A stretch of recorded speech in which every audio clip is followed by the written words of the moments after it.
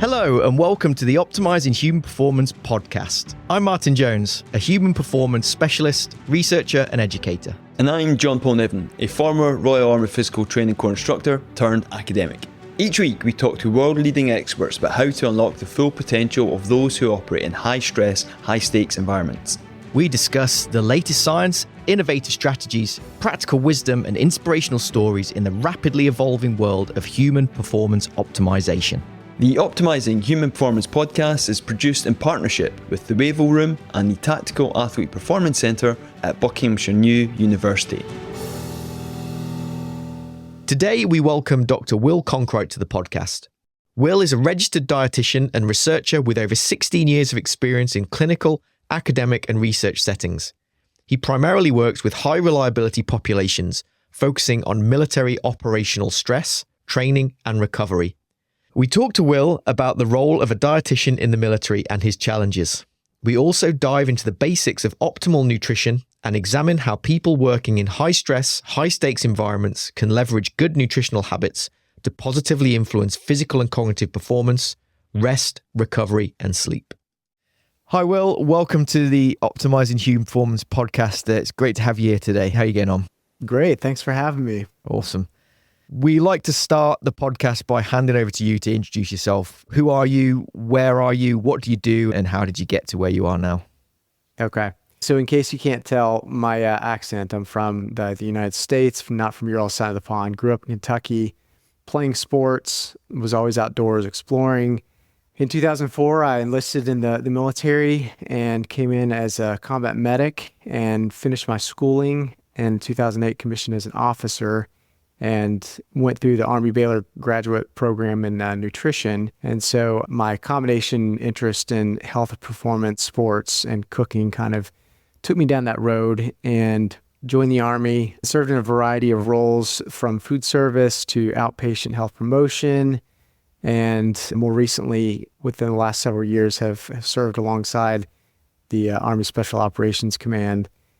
And in doing so, I've kind of taken more of an interest in some of the performance aspects and was able to deploy with them and serve some time in various regions overseas, mostly doing kind of battlefield circulation and kind of assessing how we're feeding warfighters in deployment and what are some of the barriers to that and how we can improve warfighter feeding during deployment. After serving with them, I finished a doctoral degree at the Neuromuscular Research Lab at University of Pittsburgh, where I studied under Dr. Brad Nindel. And now my focus in my role is research in academia and how that supports the warfighter. So I'm sure we'll get into some of that, but that's kind of a brief background. Great stuff. Thank you very much. And just a point there that these are your opinions and not those of your employer. I think that's an important thing for us to just mention there.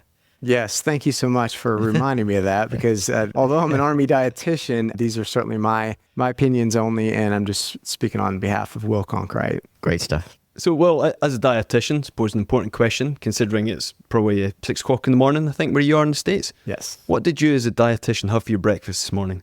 Well, I haven't had much yet, so mostly coffee at this point.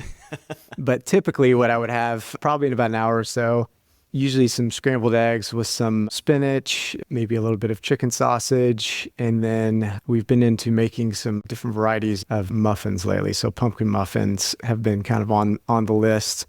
Some homemade pecan butter that goes on top of that. So it's a nice little rounded breakfast. I've got to be honest, every time I've been over at the States, you guys can do breakfast and then some. It's this whole different league from what we get over here in the UK. I think in Scotland, get porridge with salt and that's about it. I was going to say the opposite. We did some traveling over in the UK last year, and I think actually you guys are winning on the breakfast front. I'm a big fan of the style of bacon that you all have and the beans for breakfast. Yeah, we call that the full English breakfast, isn't that right, JP? No. Full Scottish, mate. Black pudding, tatty scones, boom, done.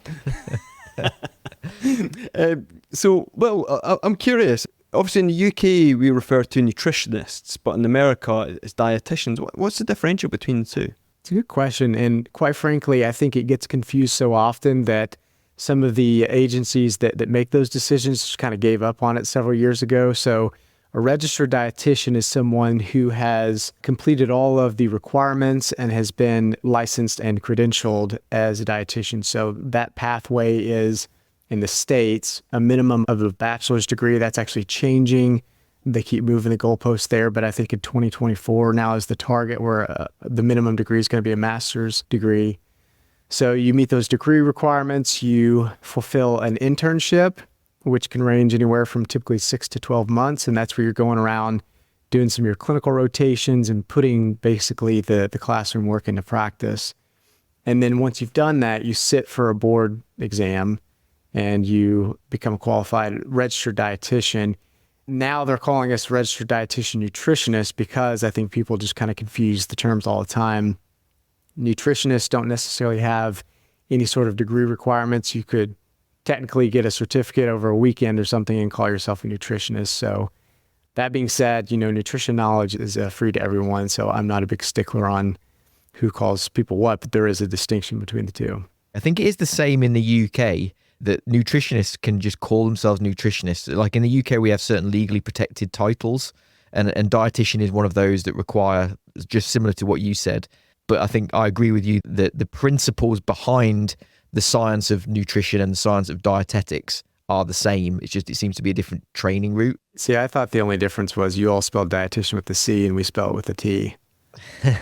Well, I'll have to take your word for that because I'm not a great speller. But yeah, that might be the case too.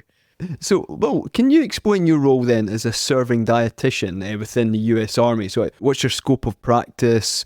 What sort of challenges do you experience on a daily basis? What's the sort of acceptance that you get from both the troops and the chain of command? Yeah, it's a great question. So nutrition's a broad field, and I think this is one of the things that many individuals don't understand is that particularly in the U.S. Army, we work across several different kind of domains. I would maybe broadly bucket those into food service, outpatient nutrition, and inpatient nutrition, and then maybe a fourth would be research. But those are kind of very distinct roles and functions. So, for example, in food service, you're typically in charge of, managing a very large team of people who are producing food at the particular installation or facility that you work at. They're producing the food for both customers, patrons, and then patients if you work in a hospital. It can range from therapeutic diets to just kind of day-to-day feeding.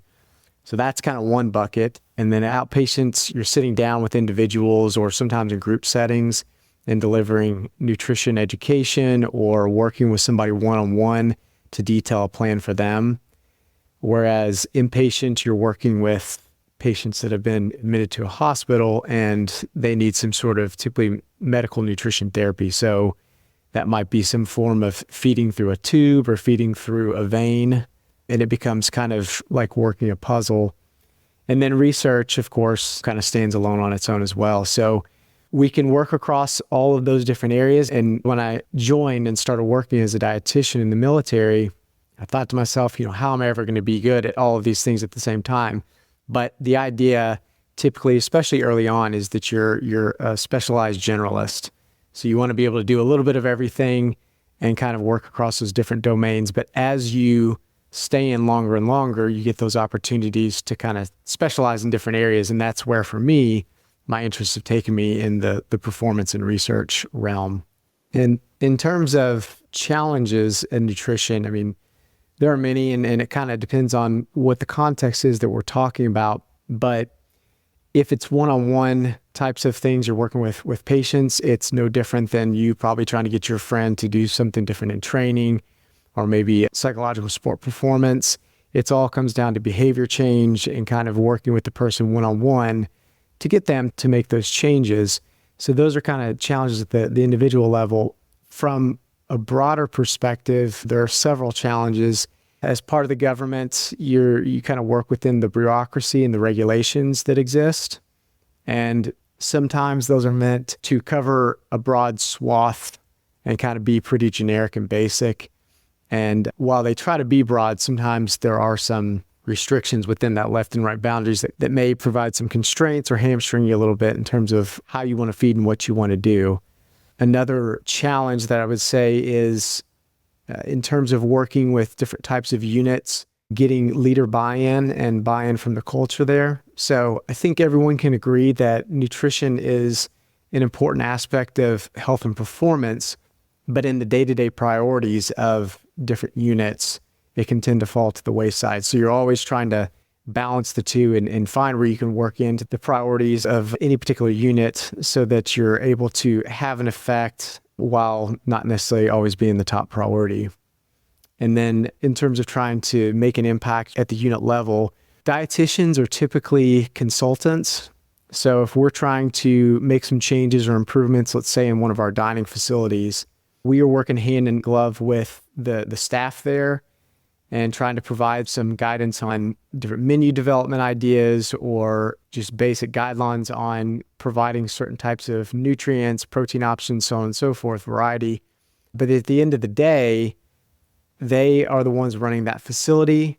Whether it does well or does not do well kind of falls on them, not us. So they can sometimes default back to whatever the regulation says and kind of throw out some of the different performance aspects that you're trying to work with. So you have to kind of partner with others and develop relationships in order to make those changes.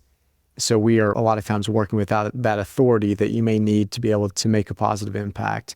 And then lastly, I would say one of the big challenges would be just general culture change. So, the Army is something that lives and breathes on culture. And a lot of times I think now we're starting to recognize the impact of human performance and nutrition's role in that. But we've done things one way for a long time. And I think getting into that and influencing it becomes a very challenge because there's culture there. And food is not just eating. People eat for various reasons, socially, just because it tastes good, it makes you feel good. There's a lot of reasons that people eat. So get people to do what you know is right, what they know is right, but then overcoming some of those cultural and individual challenges are big barriers as well. Just looping back to some of the things you were saying before, Will, around education and maybe the scalability of some of the things that you talk about. And one of the things that I wonder as a consumer of nutritional information, you open up any magazine or you go onto any social media platform and there is don't do this, never eat that, always eat that. Lots of advice. So can we strip it back and maybe talk about some of the basics, like the fundamentals of what good nutrition is for the vast majority of people? So obviously there's performance specific or role specific nutrition, but in your opinion, what are the fundamentals of good nutrition? And that's a great question. I think that's what many people miss the boat on, is just doing the basics right. Like many other occupations, you've got to be able to do those core components really well before you start trying to fine tune around the edges. So in terms of basics of nutrition, it comes down to balance, variety, portion control, limiting processed foods, moderation, and then you can kind of tailor around that. So going through each of those, when we talk about balance, we're talking about balance of different nutrients, specifically macronutrients. So those are carbohydrates, proteins, and fats. Based on the type of occupation that you have or the sport you play, you need different amounts of those. So for example, individuals that are exercising and training really intensely have a little bit higher protein needs. Carbohydrates are something that people tend to underconsume, because I think one of the big trends, as you mentioned, is low carbohydrate, high fat diets, which have their place and can be used certainly. But I think generally day to day, and particularly for those in high performance fields, we generally tend to underconsume carbohydrates. And those are really key nutrient sources for performance. So balance is one of the first focuses of general fundamental nutrition. Variety of foods. So that's as simple as it sounds. So most people, whenever they're trying to go on some sort of diet, that variety actually becomes smaller. And sometimes that's functional because it makes things a little bit simpler and you can kind of cook one or two things and eat that throughout the week. The classic bodybuilder chicken, broccoli, and rice is a great example of that. And again, those aren't bad foods, but if that's all you're eating, then you're missing out on a lot of other nutrients that play a role in both performance and recovery. So variety is a key aspect of that. Generally, when we talk about variety, you want to be eating different colors. So fruits, vegetables across the color spectrum. Those colors are actually intuitive indicators of different nutrients in foods. And usually the deeper and richer the color, the more concentrated those nutrients. So for example, If you think of an apple that you would buy in the store that maybe is kind of lightly colored versus one that you might pick off a tree that's very rich in reds and greens and yellows, those deep, deep colors are typically indicative of different nutrients found in those foods. And then across the different colors are different types of nutrients. So eating variety of colors is a good way to kind of intuitively know that you're getting variety in your foods. And the same goes with proteins and grains and other food groups. Portion control is one that is dictated by your activity level. So many people are trying to lose weight or at least maintain their weight. So portion control on the smaller end, of course, makes sense there. But again, when thinking about high-performing athletes, portion control is something that we're trying to typically increase. And depending on people's appetite levels and satiety levels, sometimes that can be its own challenge, making sure that people are eating enough to adequately recover and maintain their weight. Individuals operating in extreme temperature environments, particularly hot environments, hydration's a key aspect of fundamental nutrition. It's not the sexiest thing in the world, but water with some electrolytes is one of the easiest things you can do to maintain performance in those high temperature environments.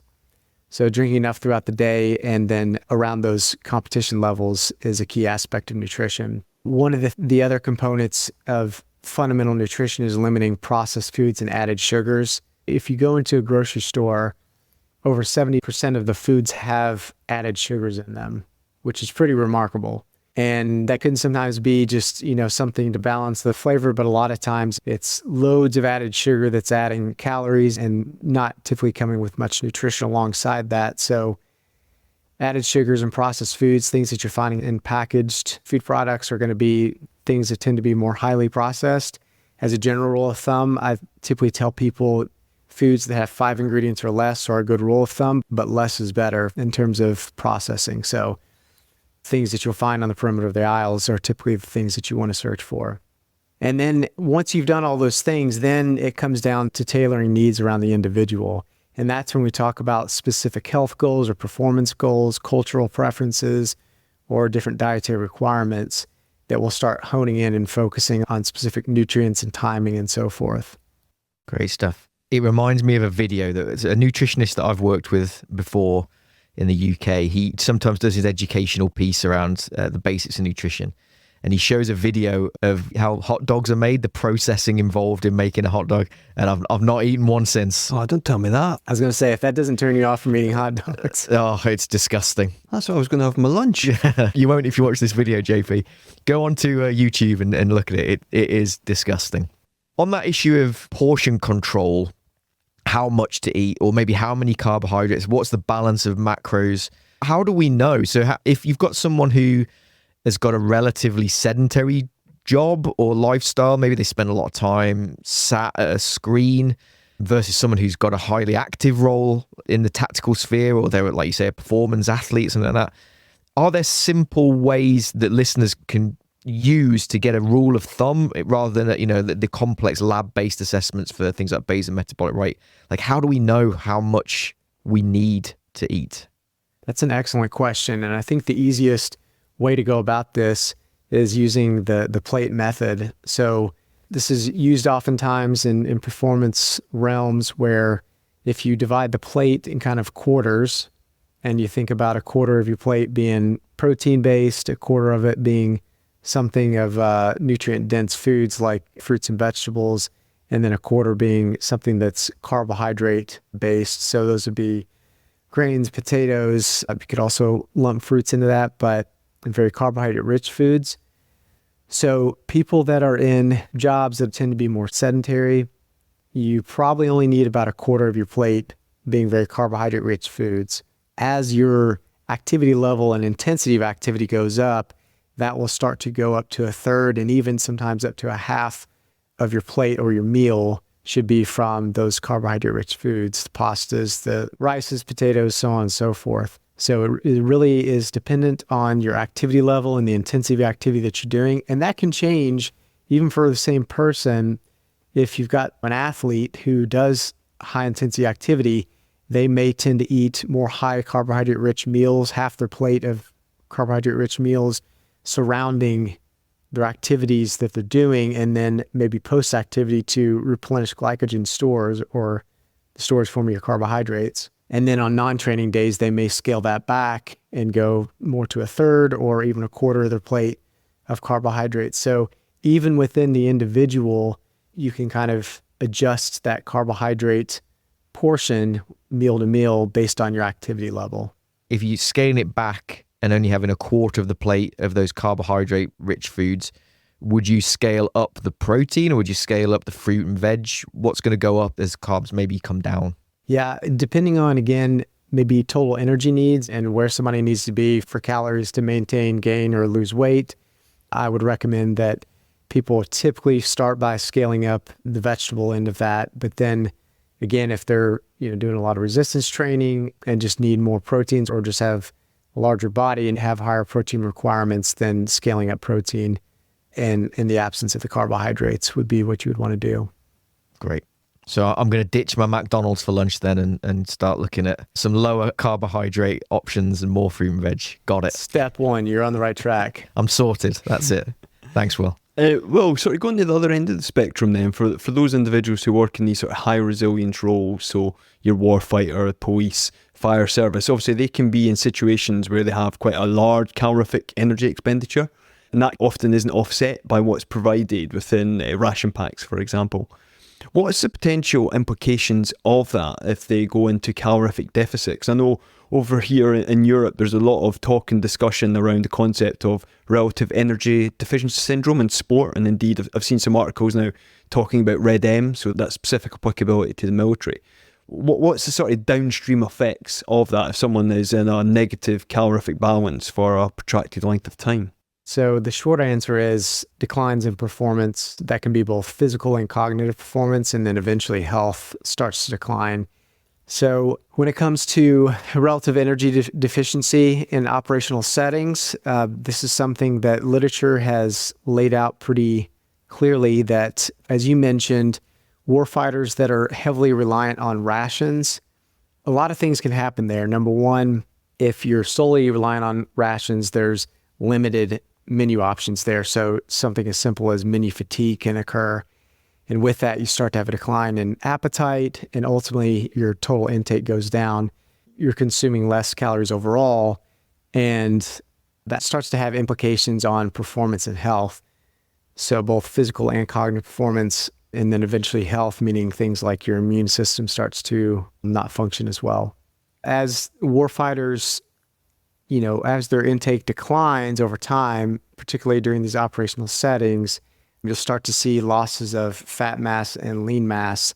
And what we know is that once you've lost a certain amount of body mass, and the exact numbers are still a little bit unclear, that's somewhere around 5 up to 8% of your body mass. When you hit that level, then you start to see moderate to significant declines in physical performance. So counteracting that with different supplemental packs and nutrition to find ways to increase energy needs or energy consumption can offset that and preserve performance in those operational settings. So Will, in time restricted factors, so when people just don't have time to prepare their meals or to access a kitchen, maybe not necessarily with a ration pack, maybe other jobs, other occupations where they have to choose their own food, but they have to choose things they can prepare in a very short amount of time. Have you got any advice around what would be good and quick? So generally, I would encourage people first, to the extent possible, to do some meal preparation. I think the easiest way to go about doing that is most people can get by with consuming about 2 or 3 different food items throughout the week. So what I would do is when you do have time, several days before you're going to be on extended periods of work or maybe shift work, you can batch cook a protein, let's say chicken, in an Instant Pot. And while that's going, you can roast off sheet pans of vegetables, and then on the stovetop, cook some potatoes or rice to go with that. And then you can pack that away and have that available to you. And if you're cooking in different ways that kind of have variety in those different things that you're cooking off, you can mix and match that throughout the week. So for example, the chicken may be used in just kind of a chicken, vegetables, and potatoes way in one meal, and then you might reuse it and make like a chicken burrito bowl in another, and then you might make some sort of curry or something in a third way. So using the same items in different ways and kind of making those in large batches so that you can prep those throughout the week. In the absence of that, it's always a good thing to have some different items on hand. And again, this goes back to the fundamentals of nutrition that we were talking about earlier, whereby you want a protein, you want something with some micronutrients in it, usually a fruit and vegetable. Fruits are nature's on-the-go food, right? You don't have to do anything to them. Having those on hand, and then maybe something to kind of go with it. Some nut butter with an apple, some beef jerky, those types of things, having those readily available. And again, as I mentioned earlier as well, there's a lot more variety in terms of these types of food items that you can get on the grocery shelves these days, and trying to find something that has fewer ingredients and less preservatives is optimal as well. Great. That's great advice. Thanks, Will. Well, so obviously the concept of human performance optimization is gaining a lot more traction now over the past 2 decades, arguably, and it sort of all came to fruition in the form of the development and implementation of the US Army's new holistic force fitness doctrine. So with that in mind, could you just provide our listeners an insight into what is H2F and what is the role of nutrition within this overarching concept? So holistic health and fitness is the Army's latest and greatest program, and it kind of uses the model of collegiate and professional sports, whereby you are using a holistic approach to the athlete, or in this case, the warfighter. So what we've done is we've created teams that have strength and conditioning coaches, mental performance specialists, physical therapists, occupational therapists, and of course, dietitians. And we work together to promote the health and performance of the warfighter. So H2F in the States kind of has a long history, and its genesis dates back to special operations communities. I think back kind of in the mid-2000s, the U.S. Army Rangers had the Ranger Athlete Warrior program. I had several colleagues and mentors of mine that were a part of that program and getting that up and running. And then we had the Thor 3 program in the Special Forces groups, and that's evolved over time. And as leaders were seeing some of the benefits to that, they could see how that could be applied across the entire force. So now we have that across both special operations and conventional forces. And nutrition plays a critical role in holistic health and fitness. Primarily the things that we talked about earlier, both kind of day-to-day nutrition that focuses on general feeding practices, performance concepts, and recovery from training. Those are kind of some of the big things. We also work pretty closely with some of our dining facilities to influence what's being served to warfighters so that we can improve some of the performance components. Because one of the barriers that we run into, and we continue to run into to some extent, is that dietitians can be telling you, this, you want to eat this way for performance and recovery, and then they go out to their dining facilities and those options aren't always available. So you have to work with the components that are actually serving the food to make sure that those items are available for warfighters. And we continue to make strides there. One of the more recent kind of things that we've been doing is doing meal prep programs. So dining facilities will actually make pre-done meals, prepackaged meals for warfighters to come, and they can pick up and take those with them and consume those whenever they have time in their own space. So those are some of the advancements made. But kind of coming back to nutrition's role in holistic health and fitness, beyond the day-to-day, beyond the health, human performance, it's also creating the environment so that warfighters have available to them the things that they need. And this is where we continue to evolve in nutrition, is modernizing the way that we feed soldiers. Now, well, I'm a psychologist. I work in the areas of resilience, of the cognitive components of human performance. So how does nutrition fit in my world? How do the things that we eat influence the quality of our psychological performance? Is there a relationship there? Yes, absolutely. So nutrition's impact on cognition, if we're talking about day-to-day feeding practices, many people, again, aren't doing kind of the fundamentals correctly. And so if you're in a place where your state of health isn't optimal, and let's say, for example, you're having big blood glucose or blood sugar swings, right? So someone may have a meal, they have a big blood sugar dump into their stream and be performing pretty well for 30, 45 minutes. But then as your blood sugar starts to crash, so does your cognition. So one of the things in terms of feeding and nutrition is stabilizing blood sugar. And the more stable you can get those blood sugar levels, the more stable your cognition typically is. And this is where people like to toy around with varying levels of carbohydrate consumption. Some people even on low carbohydrate diets or ketogenic diets see a lot of cognitive benefit. But again, all of that stuff is context specific. Ketogenic diets are not necessarily appropriate for somebody that's also very physically active all the time or doing specifically high intensity physical activity. So that is one way that nutrition impacts cognition. There are other compounds, I would say, that can impact cognition. So for example, caffeine is one as a stimulant that can have a positive effect on cognition. So when we think about warfighters doing either shift work or long duration missions, of course, the longer that duration goes and sleep quality and time starts to go down, then using caffeine in very targeted and timed doses can help maintain some of your cognition during operations. So on both sides of the fence, day-to-day nutrition, stabilizing blood sugar levels, that can impact cognition, as well as key nutrients can also impact cognition. You mentioned caffeine then as an alerting substance that is staving off sleep. It's keeping us awake. How about other things in the nutritionist toolbox, if you will, that's going to make sleep better? How does nutrition factor in rest and recovery and sleep? So one of the things would be timing. If you eat a big meal right before you go to bed, that can impact both your sleep duration and sleep quality. So you may think that you've slept through the night, but you've typically end up tossing and turning a bunch, and you may have kind of some micro sleep throughout the night. So eating big meals right before you go to bed can be detrimental to sleep. So typically you want to kind of back that up and have your last meal a couple hours before bedtime is typically a good rule of thumb, so you can kind of prevent that from occurring. So timing is one thing, and then there are other foods that either have melatonin or promote melatonin production. So cherries, tart cherry juice are food items that can have natural melatonin in them, so that can promote sleep onset and help people that have a hard time going to sleep kind of initiate that sleep. So there are components within foods that can help sleep onset, and then of course timing and nutrition helps kind of dictate the quality of the sleep. So Will, sort of expanding upon that a little bit further, sort of delving slightly into the world of supplementation.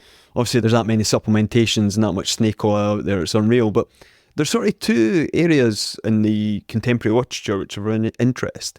So creatine, and not in regards to utilising creatine as an energy substrate to get massive, but more utilising creatine to limit the impact of concussive events, for example.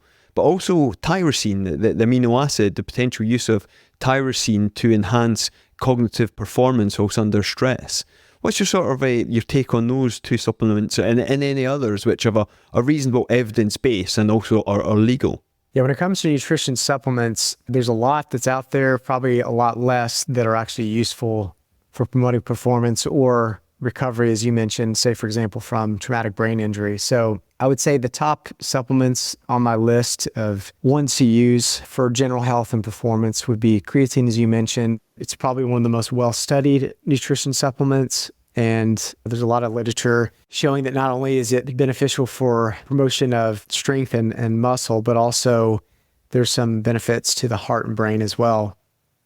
So creatine is something that's cheap, it's readily available, and it's very well researched. So not a bad one to take. Caffeine, as we mentioned, I would say the one thing about caffeine is that consistent consumption of caffeine, you can have kind of a diminished effect of it. So trying not to consume too much throughout the day so that when you do consume it, you can consume it in targeted doses so that it has more of an effect. Another supplement that can have some benefit is just, your everyday protein powder or even essential amino acids.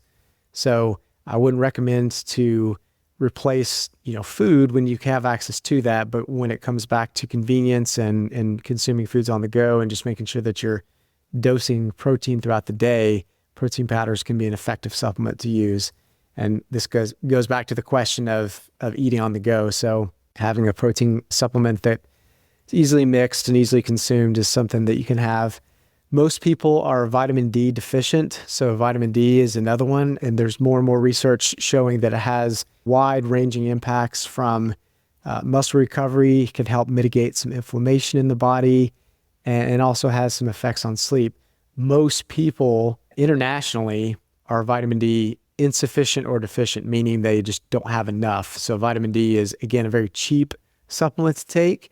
And then the last one that I typically like to recommend and take myself is a basic omega-3 fish oil supplement.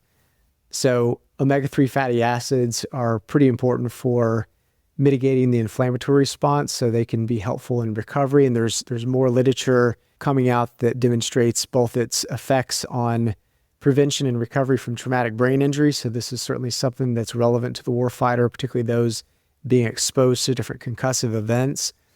And that can be both large concussion in operational environment as well as smaller concussive events during just general training, whether that's breaching doors or field artillery, those types of occupations and functions.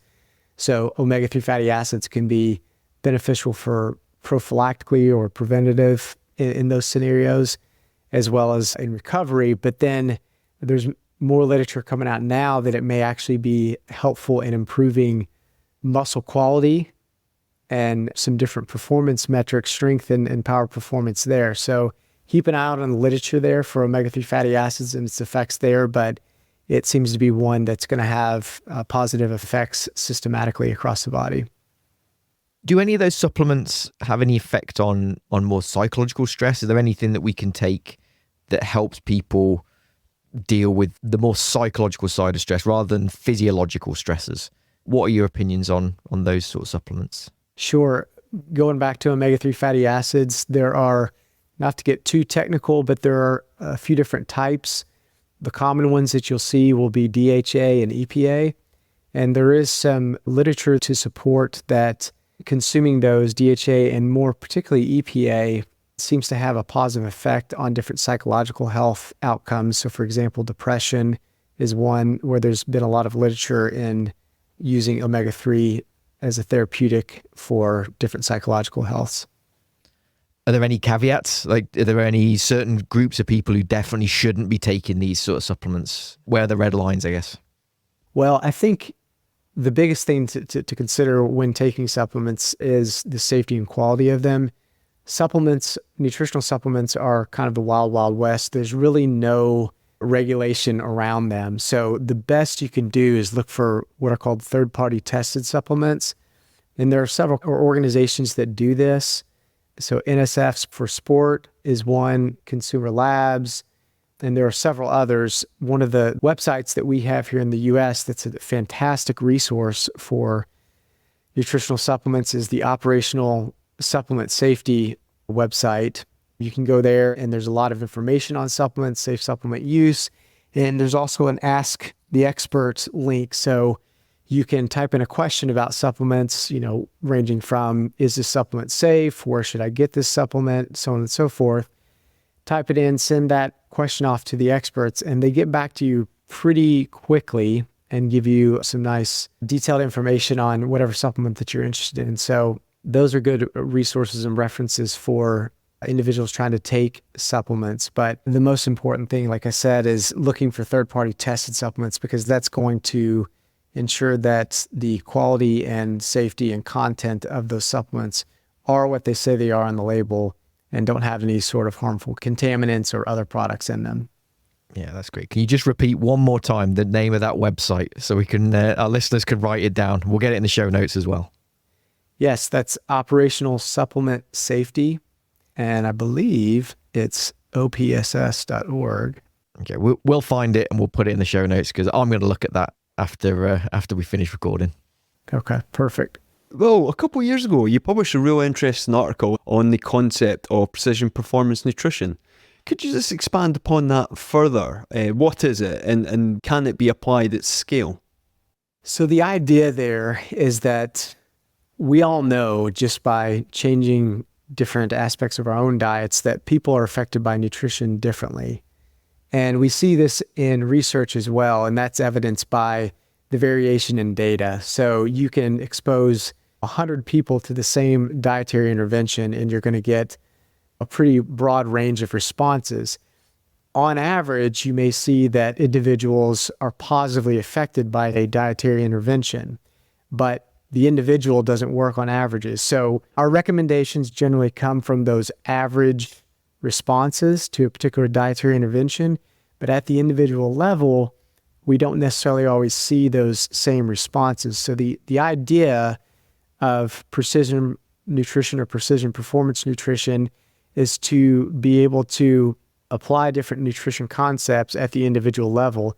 And what this would look like would be integrating different aspects of one's own physiology. So that can be data from their genetics, their metabolomics, behavioral, sociocultural factors, and on and on. And you're taking that information at the individual level and developing different nutrition interventions around that particular person. We're not quite there yet, but some of the things that are evolving over time that are helping us get there and allowing us to have that ability are advances in technology. So metabolomics, for example, as I mentioned, this is kind of someone's response to different foods and nutrients in their body. You can do high throughput metabolomics much quicker and at a cheaper cost than you could, say, 10 years ago. So as those technologies continue to become cheaper, that's going to kind of influence this field. The other thing is tracking and monitoring. So there are technologies that allow us to use continuous real-time monitoring. Probably easiest example to look to for this would be blood glucose monitors. So in diabetic populations, these are widely used and something that drives and directs our interventions around people with diabetes. If you apply that same concept and broaden the types of endpoints that you can measure in the system, and then turn that around and use that information to impact how you're training, how you're fueling, and so on. That's kind of the idea around making those more tailored interventions. And as that technology continues to grow with continuous real-time monitoring, I anticipate that we'll see the ability to be able to do that. Now, one of the challenges there is you still have to be able to process and manage that. So just because you have data doesn't mean that you necessarily know what to do with it. So if you have a stream of information coming at you, you have to be able to select the pieces of that are actually usable and create platforms that give an individual the ability to be able to act on that information. So as all of those different components continue to evolve and technologies evolve, I think we'll start to get closer and closer to that concept of precision performance nutrition. No, interesting. Real interesting. Yeah, I'd be interested to see how that pans out in the future. Now, as someone who's clearly on the cutting edge of practice of dietetics, of nutrition, and someone who is also an expert in the research as well, on the cutting edge of the research side of things, what do you think are going to be the next big things in nutrition in 5 years' time? Maybe something that's changed the field, either in practice or in research? So, one thing we still don't do well, which is kind of surprising, is monitor people's intake. So the methods used would be different survey techniques, journaling techniques, and questionnaires.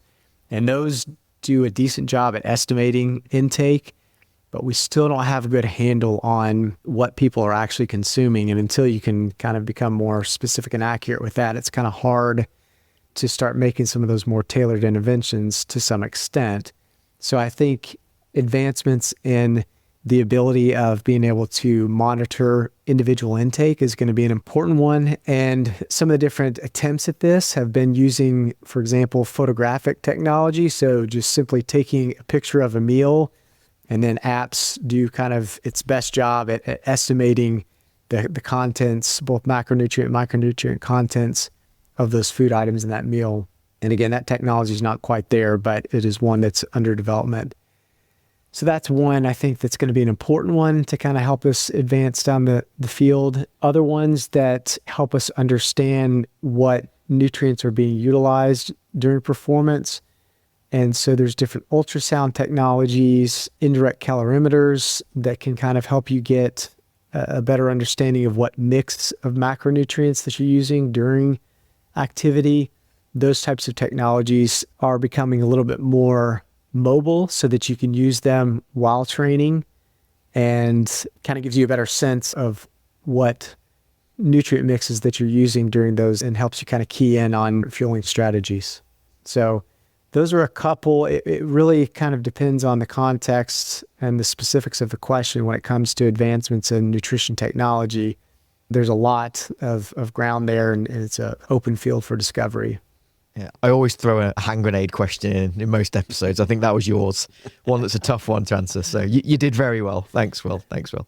Now, I'm acutely aware that you're a very busy man. So at this point, I'd like to say thank you from us. This has been fascinating. We all eat, we all drink. We need to consume food as a basic biological need. And so when we have people like you coming in and explaining some complex things really clearly, it resonates because we all do it. So thanks for coming on, and thanks for sharing your opinions today. Yeah, it's been my pleasure, and I really enjoyed it, and we'll love to do this again sometime if there's any interest there, and we can kind of talk about some different topics in this growing field of human performance. Yeah, I'm sure we could do a part 2, part 3, part 10 at some point. Absolutely. If people want to reach out and contact you or learn about what you're doing, what's the best way of people finding more about you, Will? I don't have a huge social media presence, at least beyond my individual accounts. I think my Instagram is just William Conkright. So I don't know how many of them there are out there, but you can certainly find me that way. Yeah, it's not pictures of your dog and you surfing, things like that, is it? It might be. Yeah. I think that's the extent of it. Yeah, okay. I think the easiest way to get a hold of me would be via email. So my personal email is wrc16@pitt.edu. So you can certainly reach out to me over email, and I'm happy to have any discussions there. That's great, Will. Thank you very much for your time again. As I say, been really informative and really enjoyable. Absolutely, likewise. Thanks, bud. Thank you for joining us on the Optimizing Human Performance podcast, a Wavell Room production. If you're enjoying this content, don't forget to like and subscribe so that we can keep improving. And remember to visit wavellroom.com to find their latest articles, podcasts, and newsletters. If you know someone who could benefit from our discussions, please refer them to our show. Your recommendation is our highest compliment.